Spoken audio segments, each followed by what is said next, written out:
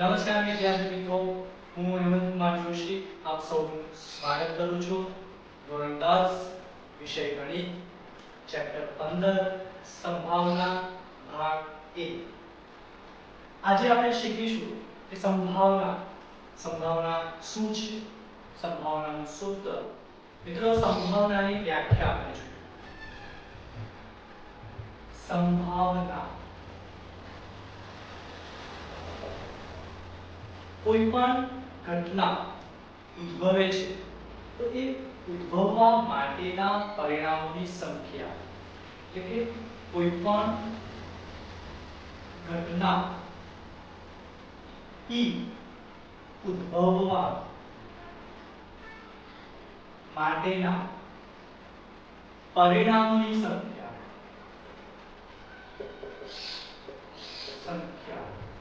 અને પ્રયોગોના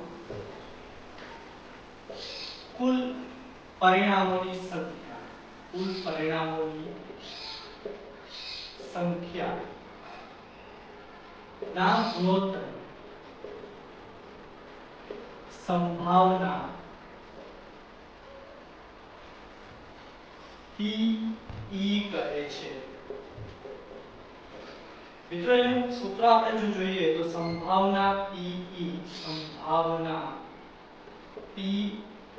E બરાબર ઘટના E ઉદ્ભવવા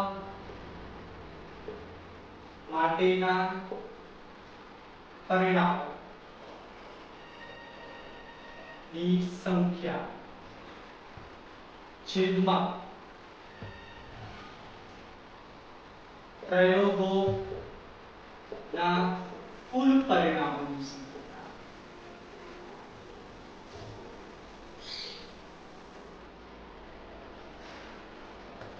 તો આ રીતે આ સંભાવનાનું સૂત્ર છે. મિત્રો, હવે આપણે આગળ ચર્ચા કરીએ કે જુદા જુદા ઉદાહરણો લઈ અને આપણે સંભાવના, એની ઘટના, એના કુલ પરિણામો કયા હોઈ શકે તેની ચર્ચા કરીએ. સૌપ્રથમ આપણે સિક્કા માટેની વાત કરીએ. મિત્રો, સિક્કો બધાએ જોયો છે. સિક્કાની એક બાજુને આપણે છાપ કહીએ છીએ અને સિક્કાની બીજી બાજુને આપણે કાંટો કહીએ છીએ. તો અહીંયા છાપ માટે H લેવાનો છે અને કાંટા માટે T લેવાનો છે. ત્રણ પરિણામો આપણે ચકાસીએ. સિક્કાને એક વાર ઉછાળો, સિક્કાને બે વાર ઉછાળતા, સિક્કાને ત્રણ વાર ઉછાળતા. સિક્કો લેવામાં આવે અને સિક્કાને જો એક વાર ઉછાળવામાં આવે તો કાં તો છાપ મળશે કાં તો કાંટો મળશે. આમ જો આપણે પરિણામોની વાત કરીએ તો કુલ પરિણામો જે મળશે આપણને તે બે મળશે, 1 અને 2. ધારો કે સિક્કાને બે વાર ઉછાળવામાં આવે છે તો પ્રથમ પરિણામ આ રીતે હોઈ શકે, H. બીજું પરિણામ H T હોઈ શકે, ત્રીજું પરિણામ T H હોઈ શકે, ચોથું પરિણામ T T હોઈ શકે. તો આમ કુલ પરિણામોની જે સંખ્યા છે તો કુલ પરિણામો 4 મળશે. ધારો કે સિક્કાને 3 વાર ઉછાળવામાં આવે છે તો આ રીતના પરિણામો હોઈ શકશે, H H H H H T H T H T H H T H T T T H H T T T T T T આમ કુલ પરિણામો 8 મળશે. તો જ્યારે તમે સિક્કાવાળો દાખલો ગણતા હોય ત્યારે તમારે ધ્યાન રાખવાનું છે કે સિક્કાને કેટલી વાર ઉછાળવામાં આવે છે. તો જેટલી વાર ઉછાળવામાં આવેલા હોય તે મુજબના અહીંયા પરિણામો આપણે લખવાના છે, કુલ પરિણામો લેવાના છે. હવે આગળ વાત કરીએ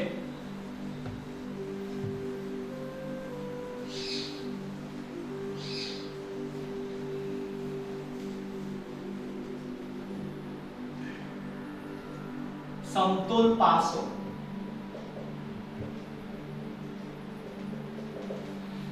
સમતોલ પાસો આપણે બધાએ જોયો છે. સાપસીડીની રમત રમતા હોઈએ અથવા તો કોઈ એવી બીજી કોઈ ગેમ રમતા હોઈએ ત્યારે આપણે સમતોલ પાસાનો ઉપયોગ કરતા હોઈએ છીએ. તો સમતોલ પાસા પર 1 થી લઈને 6 સુધીના અંકો 1 થી લઈને 6 સુધીના અંકો ટપકા સ્વરૂપે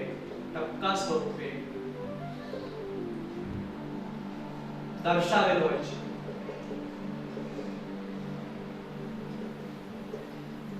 તો મિત્રો સમતોલ રેખા માટે કુલ પરિણામોની સંખ્યા 6 થશે.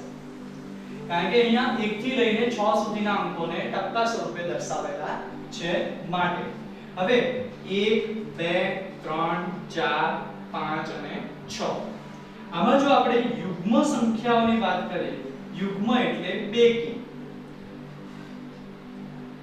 સંખ્યા, તો એમાં 2 4 અને 6 થશે. 2 4 6 કુલ સંખ્યા 3. એવી જ રીતે જો અયુગ્મની વાત કરીએ, અયુગ્મ એટલે એકી સંખ્યાઓ, તો એમાં પણ 1 3 અને 5 1 3 5 એટલે કે કુલ સંખ્યા 3 થશે. અવિભાજ્ય સંખ્યાઓની વાત કરીએ, અવિભાજ્ય સંખ્યાઓ, તો એમાં 2 3 5 એ અવિભાજ્ય સંખ્યાઓ છે જેની પણ સંખ્યા આપણને 3 મળશે. તો મિત્રો આ કુલ પરિણામો છે. કુલ પરિણામ અહીંયા 6 લેવાના છે આપણે. અને જે મુજબનું તમને દાખલામાં પૂછવામાં આવેલું હોય, ધારો કે યુગ્મ સંખ્યા આવે એની સંભાવના કેટલી, તો અહીંયા આપણે જોયું છે કે યુગ્મ સંખ્યાઓ 3 છે, તો તમે એની સંભાવના આ રીતે શોધી શકો. યુગ્મ સંખ્યા આવે કેટલી? 3 અને કુલ પરિણામ કેટલા? કે 6 બરાબર 1/3. તો આ રીતે એની સંભાવના તમે શોધી શકો છો. એવી જ રીતે અયુગ્મ માટે પણ આવશે, અવિભાજ્ય સંખ્યા માટે પણ આવશે. હવે ધારો કે એમ પૂછવામાં આવે કે સમતોલ પાસાને ઉછાળતા 4 નો અંક આવે એની સંભાવના કેટલી? તો મિત્રો અહીંયા 4 નો અંક તમે જોશો તો એક જ વાર આવશે. એટલે એની જો સંભાવના શોધવામાં આવે 4 ના અંકની, તો 1/6 મળશે. આ રીતે તમે સંભાવના શોધી શકશો. હવે આપણે આગળ ત્રીજું ઉદાહરણ લઈએ.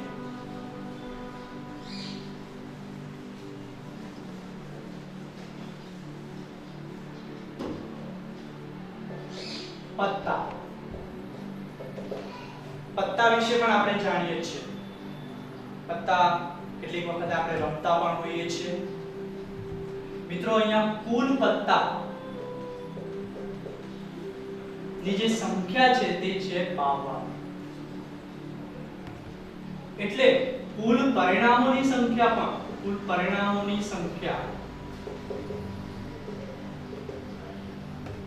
52 લેવી પડશે. હવે પત્તાની વાત કરીએ છીએ તો એમાં આપણને 4 પ્રકારના પત્તાઓ જોવા મળે છે. ચોકટ, લાલ, કાળી અને ફલ્લી.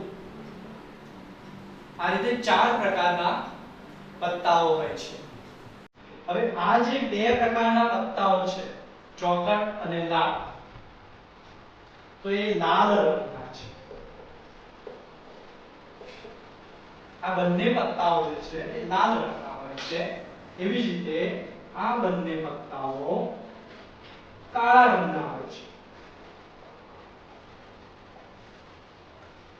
તો મિત્રો એમ જોવા જઈએ તો લાલ રંગના જે પત્તા છે તેની સંખ્યા થઈ 26. એવી જ રીતે કાળા રંગના પત્તાની પણ સંખ્યા થઈ 26. ચોપટના કુલ 13 પત્તા હશે.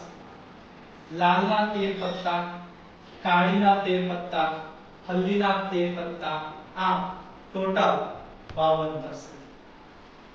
મિત્રો પત્તામાં જો ચિત્રવાળી વાત કરીએ, ચિત્રવાળા કેટલા તો દરેક એમાં ચિત્રવાળા 3 પત્તા હશે. 3 3, કાળીના 3, હલ્દીના 3, એ રીતે આખી કેટમાં, પત્તાની આખી કેટમાં 12 પત્તાઓ આપણને ચિત્રવાળા મળશે. એટલે કે ગુલામ, રાણી અને રાજા. તો આ રીતે દરેક ચોકટમાં 3, લાલમાં 3, કાળીમાં 3, હલ્દીમાં 3, એમ આખા પત્તાની કેટમાં આપણને 12 પત્તા ચિત્રવાળા મળશે.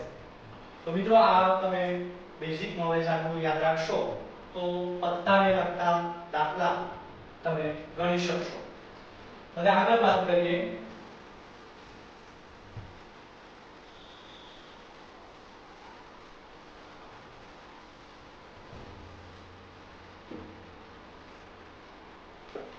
કોઈ અશક્ય ઘટના હોય, અશક્ય ઘટનાની સંભાવના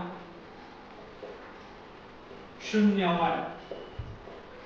અશક્ય ઘટનાની સંભાવના 0 મળે એટલે કે 100 માર્ક્સના પેપરમાં 105 આવે એ તો અશક્ય કહેવાય. તો આવી જે ઘટના છે એની સંભાવના 0 મળશે. ચોક્કસ કે શક્ય ઘટનાની સંભાવના 1 મળે. એટલે કે સૂર્ય પૂર્વમાં ઉગે એ ચોક્કસ ઘટના છે, અથવા તો સૂર્ય પશ્ચિમમાં આથમે એ ચોક્કસ ઘટના છે, શક્ય ઘટના છે, માટે તેની સંભાવના 1 મળે. હવે મિત્રો આપણે આગળ વાત કરીએ કે કોઈ ઘટના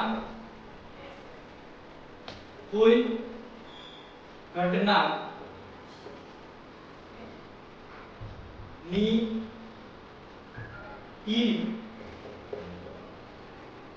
સંભાવના P વડે દર્શાવાશે.